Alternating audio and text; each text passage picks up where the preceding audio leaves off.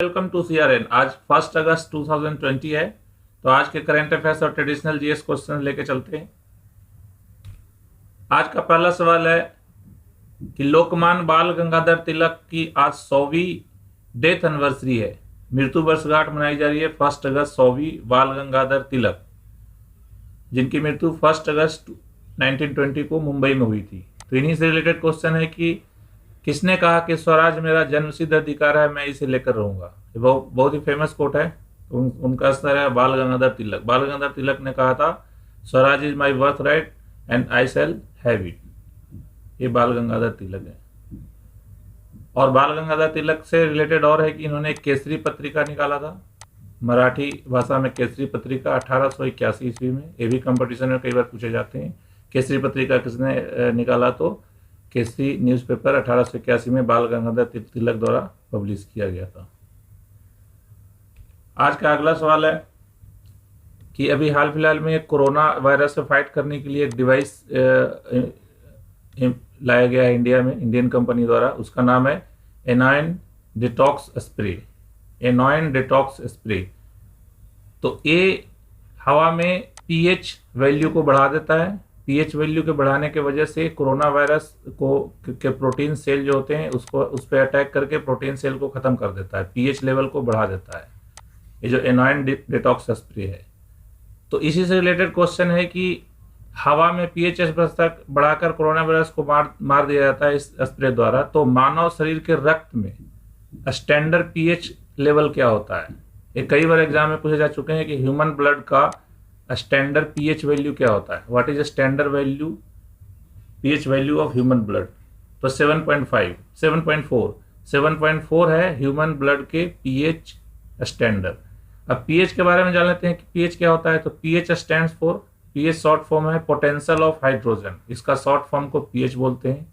और pH scale 1923 में device किया गया था। डेनिस बायोकेमिस्ट थे, उनका नाम था सोरेन पीटर। सोरेन पीटर ने पीएच स्केल डिवाइस किया था। पीएच स्केल क्या होता है कि उन्होंने एक ऐसा स्केल दिया, उसमें 0 and less than 0 and more than 0 दो ऐसा स्केल दिया। तो पीएच यदि 0 है तो उस सब्सटेंस को न्यूट्रल बोलते हैं उसको, और 0 से कम पीएच वैल्यू को एसिडिक बोलते हैं, और 0 से ज़्यादा जो वैल्यू है पीएच उसको हम लोग बेस बोलते हैं। तो आपके साइंस के भी एक क्वेश्चन हो गए कि पीएच वैल्यू के जो 0 से कम है उसको एसिडिक बोलते हैं, 0 से ज़्यादा है वैल्यू पीएच का उसको बेस बोलते हैं, और 0 जिसका पीएच वैल्यू है उसको न्यूट्रल बोलते हैं। PH value potential of hydrogen and pH scale की खोज 1923 में की गई थी, डेनिस बायोकेमिस्ट, जिनका नाम है सोरेन पीटर। और ह्यूमन ब्लड का पीएच 7.4 होता है। आज के अगले सवाल की तरफ चलते हैं कि ये सब एक्ट हाल फिलहाल में न्यूज़ में रहे हैं और बार बार आपको न्यूज़ में देखने को मिलेंगे कि जैसे अभी जम्मू कश्मीर में कई लीडर्स को पीएसए एक्ट के तहत गिरफ्तार किया हुआ है। राष्ट्रीय सुरक्षा अधिनियम कई बार लगाए जाने की सूचना न्यूज़पेपर में आती है। उसके बाद यूएपीए। तो ये सब एक्ट कब पारित हुआ था, इससे रिलेटेड क्वेश्चन है। तो पीएसए एक्ट, इसके सारे आंसर ही है। पीएसए एक्ट 1978 में, एनएसए एक्ट राष्ट्रीय सुरक्षा अधिनियम 1980 में, और UAPA unlawful activities prevention act 1967 में पारित किए गए थे। ये तीनों एक्ट के आपको पारित करने का वर्ष याद रखना चाहिए। आज के अगले सवाल की तरफ चलते हैं कि हाल ही में किस राज्य के गवर्नर ने वहां के 3 राजधानियों के लिए जो एक्ट लाया गया था उसको मान्यता दे दी गई? तो उसका आंसर है आंध्र प्रदेश। आंध्र प्रदेश राज्य में अभी 3 राजधानियां होंगी, 1, 2, 3। पहला राजधानी अमरावती, दूसरा राजधानी विशाखापट्टनम, और तीसरा राजधानी कुर्नूल। 3 राजधानी की मान्यता दी गई है। यह देश का पहला राज्य है जहां 3 राजधानी हो गए। अमरावती होगा लेजिस्लेटिव, जहाँ के कानून वगैरह बनेंगे, लेजिस्लेटिव राजधानी हो जाएगा। और विशाखापट्टनम को एडमिनिस्ट्रेटिव, प्रशासनिक राजधानी के रूप में, और कुर्नूल को जुडिशियल स्टेट कैपिटल के रूप में स्थापित किया, न्यायिक राजधानी। तो वैधानिक राजधानी अमरावती, जो एडमिनिस्ट्रेटिव प्रशासनिक विशाखापट्टनम, और न्यायिक कुर्नूल। ये 3 राजधानियों की मान्यता 3 राजधानी बनाने के बाद इस एक्ट में कही गई है। तो अभी आंध्र प्रदेश के बारे में थोड़ा जान लेते हैं। आंध्र प्रदेश के प्रेजेंट सीएम जगन मोहन रेड्डी हैं, उनके गवर्नर विश्वभूषण हरिचंदन है। और ये आंध्र प्रदेश कुचिपुड़ी डांस के लिए फेमस है, वहाँ तिरुपति मंदिर भी है। तो कुचिपुड़ी डांस आंध्र प्रदेश में है, ये ध्यान रखना आपको। तिरुपति टेम्पल आंध्र प्रदेश में है। और आंध्र प्रदेश के जब हिस्ट्री के बारे में जाने तो आंध्र प्रदेश 1956 में बनाया गया था। उस समय पूरे भारत में एक एक्ट लागू करके स्टेट्स रीऑर्गेनाइजेशन एक्ट, ये भी एग्जाम में कई बार पूछे गए, स्टेट्स रीऑर्गेनाइजेशन एक्ट कब लाया गया? तो 1956 में। तो यह भाषाई आधार पे, लैंग्वेज बेस पे भारत के कई राज्यों को बनाया गया था, उसमें से एक 1956 में आंध्र प्रदेश भी बनाया गया। और आंध्र प्रदेश को दोबारा 2014 में स्प्लिट करके आंध्र प्रदेश और तेलंगाना के रूप में 2 स्टेट क्रिएट किए गए 2014 में। तो ये सब आपको इस फैक्ट को याद रखना है आंध्र प्रदेश के बारे में। अगले सवाल की तरफ चलते हैं, आप देख लो मैप में, ये आंध्र प्रदेश है, इस तरह से कोस्टल एरिया, ये रेड लाइन है, रेड जो दिख रहा है आपको आंध्र प्रदेश है, भारत के वेस्टर्न कोस्टल लाइन में। आज का अगला सवाल है कि सभी के लिए आवास के तहत लक्ष्य वर्ष क्या है? हाउसिंग फॉर ऑल, एक गवर्नमेंट ने एक स्कीम चलाया हुआ है, तो किस वर्ष तक प्राप्त करने का लक्ष्य रखा गया है? 2022 तक। प्रधानमंत्री आवास योजना PMAY, प्रधानमंत्री आवास योजना जो लाया जा रहा है, इम्प्लीमेंट किया जा रहा है, तो उसके तहत 2022 तक सभी के लिए आवास का लक्ष्य रखा गया, हाउसिंग फॉर ऑल। बहुत ही इंपॉर्टेंट क्वेश्चन है ये न्यूज़ था कि अर्बन एंड हाउसिंग मिनिस्टर जो आवास मंत्री हैं, केंद्रीय आवास मंत्री हरदीप सिंह पुरी, अभी उन्होंने एक ऐप भी लॉन्च किया है, क्रेडाई आवास ऐप। तो क्रेडाई आवास ऐप भारत सरकार के आवास मंत्री द्वारा लॉन्च किया गया हरदीप सिंह पुरी। क्रेडाई क्या होता है कि जो जितने भी बिल्डर हैं पूरे कंट्री के, उनका एक एसोसिएशन है, उसको क्रेडाई बोलते हैं। अगला सवाल की तरफ चलते हैं, 6 सवाल कि ग्रामीण बैंक, बांग्लादेश ग्रामीण बैंक के संस्थापक कौन है जिन्हें नोबेल पुरस्कार प्राप्त हुआ है? तो बांग्लादेश ग्रामीण बैंक के संस्थापक हैं जिन्हें नोबेल पुरस्कार भी मिल चुका है, उनका नाम है मोहम्मद यूनुस खान। ये न्यूज में इसलिए रहे हैं कि एक कोविड से रिलेटेड इन्होंने एक स्टेटमेंट दिया है कि कोविड ने हमें एक ऐसा चांस दिया है पूरे वर्ल्ड को कि हम वहाँ बिना ग्लोबल वार्मिंग के एक वर्ल्ड को क्रिएट कर पाएँ, जहाँ कोई बेरोजगारी नहीं हो, ऐसे वर्ल्ड को हम क्रिएट कर पाएँ। तो उन्होंने स्टेटमेंट दिया है कि कोविड के बाद जो हमें रीइंस्टेट करने हैं अपने इकोनॉमी और अपने जो भी इंडस्ट्री को, तो इसमें हम जल्दबाजी नहीं करें, एक नया ग्लोबल ऑर्डर, एक नया विश्व स्तर के, एक नया वैश्विक रूप हम एक अच्छी तरह दे पाएँ, जिसमें कि ग्लोबल वार्मिंग ना हो, अनएम्प्लॉयमेंट ना हो। क्योंकि अभी जितने भी माइग्रेंट लेबर हैं जो गांव में शिफ्ट किए हैं, तो अभी जो वेस्टर्न इकोनॉमी है, जो कैपिटलिस्ट इकोनॉमिस्ट है, वो नॉर्मली शहरी क्षेत्रों पर ही ध्यान देता है। तो इनका कहना है कि रूरल इकोनॉमी पर भी ध्यान दिया जाए, रूरल में जॉब क्रिएट किया जाए, ताकि माइग्रेंट लेबर को बाहर आने की जरूरत ना पड़े। तो इस तरह से नए वर्ल्ड के स्थापना के बारे में उन्होंने बोला है। यूनुस खान जो बांग्लादेश ग्रामीण बैंक का संस्थापक है, नोबेल पुरस्कार विजेता भी है। आज अगले सवाल की तरफ चलते हैं कि प्रवर्तन निदेशालय का वर्तमान निदेशक कौन है? Current director of enforcement director आज आए दिनों न्यूज में रहेगा कि ईडी का रेड यहाँ हुआ, तो इसके वर्तमान निदेशक कौन है जानना चाहिए, एग्जाम्स रिलेवेंट है। तो यह संजय कुमार मिश्रा इसके वर्तमान निदेशक हैं। कल ही ईडी ने सुशांत सिंह राजपूत के जो सुसाइड केस है उसके लिए एक केस फाइल किया है। ईडी ने चालू किया है मनी लॉन्ड्रिंग के केस, इसमें कुछ पैसे के हवाला का लेन देन हुआ, इसकी जांच के लिए ईडी ने केस फाइल किया है। तो इसके निदेशक है संजय कुमार मिश्रा।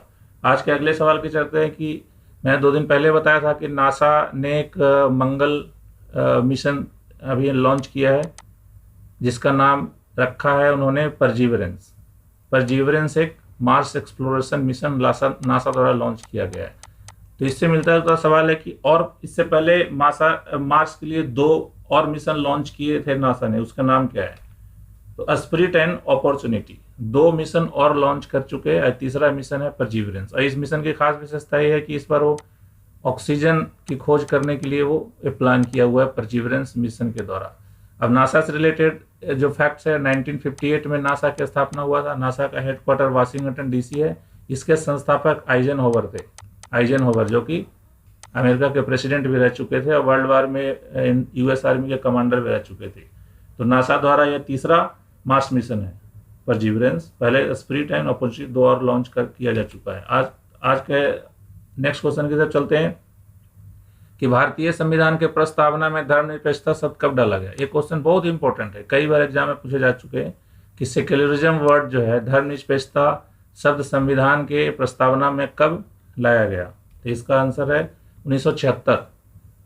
1976 के 42वें संशोधन, संविधान संशोधन 42वां द्वारा धर्मनिरपेक्षता और सोशलिस्ट दो वर्ड जोड़े गए थे। सोशलिस्ट समाजवाद और धर्मनिरपेक्षता दो शब्द 1976 में जोड़े गए थे।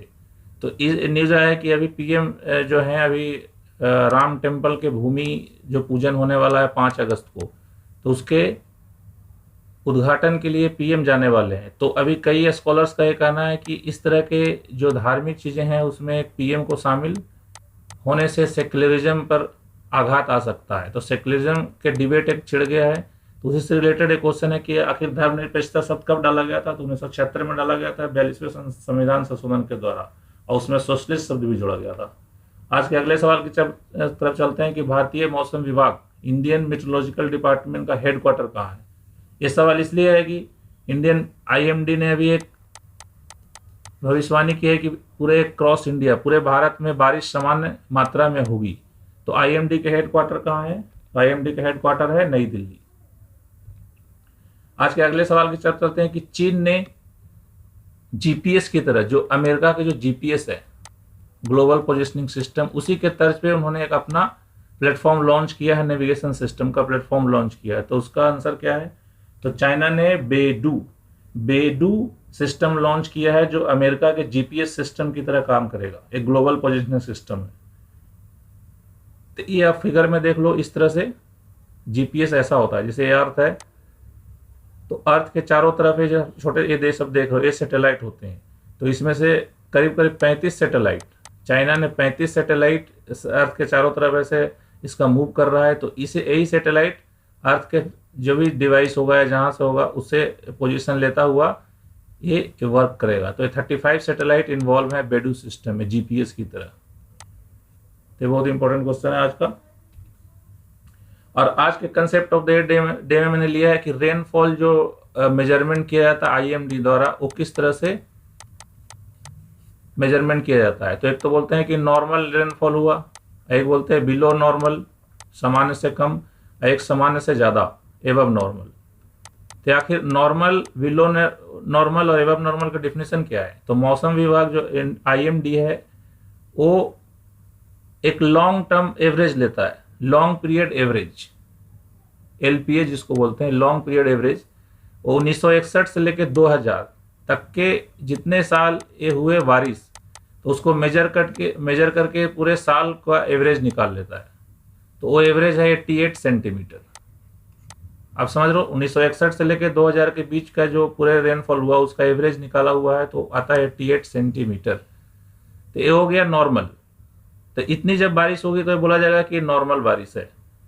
अब इसका एक वेरिएशन रखा गया कि इसका यदि 96% से 104% के बीच में यदि बारिश होती है, 96% और 104 ऑफ 88 सेंटीमीटर, तो इस बारिश को नॉर्मल बारिश बोला जाता है। और यदि यह 88 सेंटीमीटर का 96% से कम हो रहा है या 104 से ज़्यादा हो रहा है, तो ये दो कैटेगरी में आ जाएंगे। 96% से यदि कम हो रहा है तो below normal, and if it is coming above 104% then it will be called above normal. तो इस वर्ष की भविष्यवाणी की गई नॉर्मल बारिश का मतलब है कि 88 सेंटीमीटर के 96% से 104 के बीच में रहेगा। तो 104 से जब ऊपर जाएगा तो ये एबव नॉर्मल हो जाएगा, ये दोनों के बीच में जब है तो नॉर्मल बोला जाएगा। 88% का यदि 96% से 104 के बीच में है तो नॉर्मल बारिश बोला जाता है। ये आंसर दिए हुए हैं। Thanks for today. और इस तरह से इस चैनल पे मैं एग्जाम से related relevant questions, current affairs से जो होते हैं वो लाता हूँ, current affairs as well as traditional questions. तो subscribe to this channel and enjoy the most competitive questions from our side. Thank you very much.